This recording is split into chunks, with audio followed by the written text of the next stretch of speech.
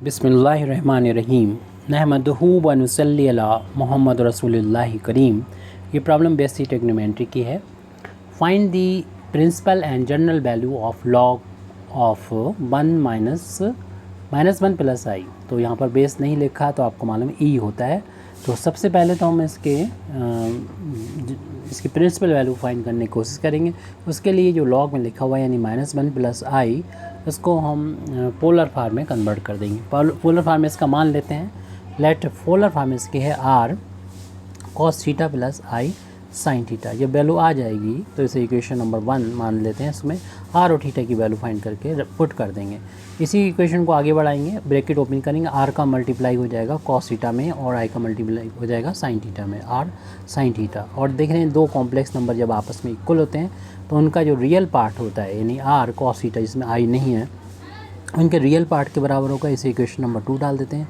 आई का जो कोफिशिएंट होता है वो इमेजिनरी पार्ट कहलाता है। तो इमेजिनरी पार्ट जो होता है वो इमेजिनरी पार्ट के बराबर होता है। इसका कोफिशिएंट नहीं लिखा तो आई में 1 से इंटू मार लें, इसका कोफिशिएंट 1 हो गया। इक्वेशन नंबर 3 डाल देते हैं। अब यहाँ से हमें आर और थीटा की वैल्यू फाइंड करना है। अगर आपको आर की वैल्यू फाइंड करना होती है तो आप इक्वेशन नंबर 2 को और इक्वेशन नंबर जो 3 है उसका स्क्वायर करके ऐड कर देते हैं। तो लेफ्ट हैंड साइड में लेफ्ट हैंड साइड जुड़ जाएगा, राइट हैंड साइड में राइट हैंड साइड ऐड हो जाएगा।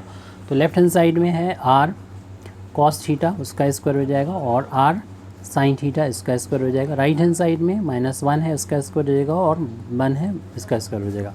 तो इसका होल स्क्वायर करेंगे तो आर का स्क्वायर हो जाएगा, कॉस का स्क्वायर हो जाएगा। ऐसे ही इस ब्रैकेट को क्योंकि इनका इंटू है इसलिए दोनों का स्क्वायर हो जाएगा, आर का भी और साइन थीटा का भी स्क्वायर हो जाएगा। माइनस का स्क्वायर प्लस होता है और इधर 1 का स्क्वायर 1 हो गया। इस आर स्क्वायर यहाँ पर बाहर ले लेंगे, कॉस स्क्वायर थीटा बचेगा, आर स्क्वायर बाहर निकलने पर बचेगा और यहाँ पर बचेगा साइन स्क्वायर थीटा और +1 प्लस का 2 हो जाएंगे। और cos square theta plus sine square theta की वैल्यू 1 के इक्वल होती है। तो इस तरीके से आर स्क्वायर की वैल्यू 2 आ जाएगी। आर की वैल्यू आपको प्लस में लेना है, रूट वैसे रूट की 2 वैल्यू होती है, प्लस मैंने आपको प्लस में ही लेने हैं, √2 आ जाएगा। आर की वैल्यू तो हमको मिल चुकी है। अब हम यहाँ पर थीटा की वैल्यू को फाइंड करेंगे। तो थीटा की वैल्यू को फाइंड करने के लिए इक्वेशन नंबर 3 को डिवाइड कर देंगे इक्वेशन नंबर 2 से। तो हमें मिलेगा r sine theta upon r cos theta. तो ये वैल्यू 1 थी और ये वैल्यू -1। आर से आर कैंसिल हो जाएगा, साइन अपान कॉस की वैल्यू tan थीटा जो कि देखिए 1 से दी वैल्यू जैसे आप लिखें tan थीटा तो ये y अपान एक्स की फॉर्म में होती है। आप इसे रफली यहाँ पर बना लें। आपको मालूम है इधर हमें x के लिए चलना होता है और इस तरफ y के लिए चलना होता है। तो x की वैल्यू निगेटिव -1 है तो x = -1 है तो यहाँ पर आ जाइए, और y की वैल्यू +1 है तो हमें ऊपर यहाँ पर +1 होता है। तो हमें यानी दोनों कहाँ मिल रहे हैं, यहाँ पर मिल रहे हैं।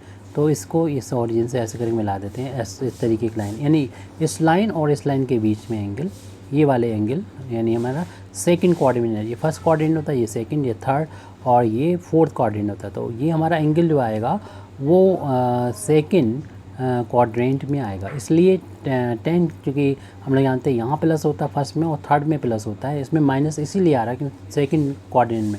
आप इसको y अपान एक्स की फॉर्म में देखा करें तो, और इसे प्लॉट करके जैसे x की वैल्यू -1 थी तो यहाँ पर आ गए -1 और y की +1 तो ये, तो यहाँ दोनों तरफ से चलेंगे, यहाँ मिल जाए उसको ऐसे करें मिला दीजिए एरो से, और एक इन दोनों के बीच यानी हमारा एंगल जो थीटा है वो सेकंड क्वाड्रेंट में आएगा और इसीलिए tan थीटा की वैल्यू -1 आ रही है। तो हमें वैल्यू वैसे तो हम लोग जानते हैं कि tan 1 जो होता है वो 1045 के लिए होता है, यानी π/4 के लिए होता है।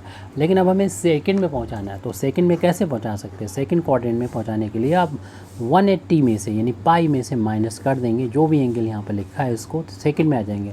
इस तरीके की ट्रिक को सीखने के लिए हमारे दूसरे वीडियो जो है वो उसको आपको देखना होगा। तो यहाँ पर फ़िलहाल अभी हम डायरेक्ट बता रहे हैं tan थीटा = tan ऑफ, अब क्या करेंगे पाई में से इस एंगल को माइनस कर देंगे π/4 को, या आप डायरेक्ट भी लिख सकते हैं। सेकंड क्वाड्रेंट में tan की वैल्यू -1 होती है, इसे सॉल्व कर लीजिए तो आ जाएगा 3 π/4 होती है। आप डायरेक्ट भी लिख सकते हैं। तो थीटा की वैल्यू जो है वो 3 π/4 हो चुकी है। तो हमें थीटा की वैल्यू भी यहाँ पर यानी मिल चुकी है। अब थीटा की वैल्यू मिल गई है और हमें आर की वैल्यू मिल गई है। आर और थीटा की इन दोनों वैल्यूज़ को हम इक्वेशन नंबर 1 में पुट कर देंगे। तो इक्वेशन नंबर 1 से फ्रॉम इक्वेशन नंबर 1 में हमने जो भी हमारा कॉम्प्लेक्स नंबर था यानी -1 प्लस आई उसको माना था आर की वैल्यू √2 आई है, कॉस थीटा, और थीटा की वैल्यू π/4 प्लस आई इंटू साइन थीटा होता है, और थीटा की वैल्यू 3π/4 इतने के बराबर आ चुकी है। तो अब हम आते हैं अपने इस क्वेश्चन में, और यहाँ पर आप चाहें तो ऐसे भी लिख सकते हैं √2, ये यूलर फार्मूले की यूज़ करें। यूलर फार्मूला क्या होता है, cos theta plus i sine theta होते से ई की पावर आई थीटा लिख देते हैं। तो इस फार्मूले का यूज़ करने से जो थीटा है वो हमारा 3π/4 है, तो आई पहले लिख दें, उसमें मल्टीप्लाई 3π/4 का हो जाएगा। तो -1 प्लस आई का ये हमारा पोलर फार्म आ चुका है। अब हमारी ये प्रॉब्लम थी मेन कि इस लॉग ऑफ -1 प्लस आई का प्रिंसिपल पार्ट और जनरल प्रिंसिपल और जनरल वैल्यू इसको बताना थी। तो लॉग ऑफ ये वैल्यू हमारी इसके बराबर आ चुकी है √2 e⁻i इंटू 3π/4। आपको मालूम है मल्टीप्लाई जब होता है तो लॉग जो है वो इस √2 के साथ में भी आ जाएगा, और प्लस करते हुए लॉग इस e⁻i इंटू 3π/4 के साथ भी आ जाएगा। तो ये रूट हटाएंगे तो आपको मालूम है कि इसे 2 की पावर 1/2 लिख सकते हैं, और इसमें लॉग में क्या होता है कि पावर आगे मल्टीप्लाई कर जाती है, तो i इंटू 3π/4 आगे आ जाएगा, ओनली लॉग ई आ जाएगा। आपको मालूम बेस नहीं लिखा तो ई होता है, और दोनों वैल्यू सेम होती है तो वैल्यू 1 ये 1 के बराबर हो जाएगी। इसमें पावर 1/2 आगे कर लें, ये लॉग 2 है, बेस नहीं लिखा तो ई होता है, तो i इंटू 3π/4 और इंटू ये वैल्यू तो 1 हो गई है। तो इस तरीके से ये लॉग जो हमारी कहलाती है प्रिंसिपल वैल्यू। तो प्रिंसिपल वैल्यू आ चुकी है लॉग 1 प्लस आई की 1/2 लॉग 2 बेस ई और प्लस आई इंटू 3π/4। अब हम जनरल वैल्यू फाइंड करेंगे, तो ये तो होगी हमारी प्रिंसिपल वैल्यू।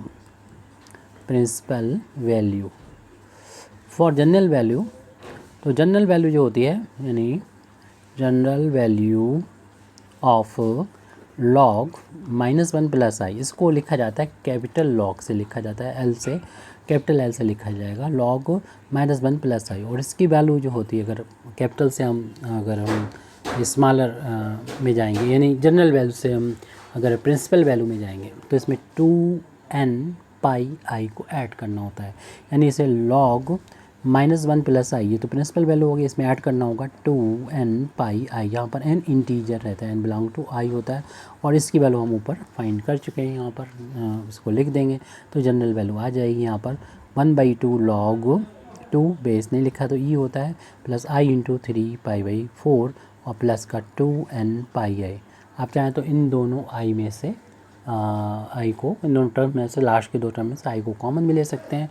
तो जो जनरल वैल्यू वो मिल जाएगी 1/2 लॉग 2 प्लस आई को अगर यहाँ बाहर ले लेंगे तो इस वाले टर्म को पहले लिख देते हैं 2n⁻, और इस 3π/4 वाले को बाद में लिख देते हैं।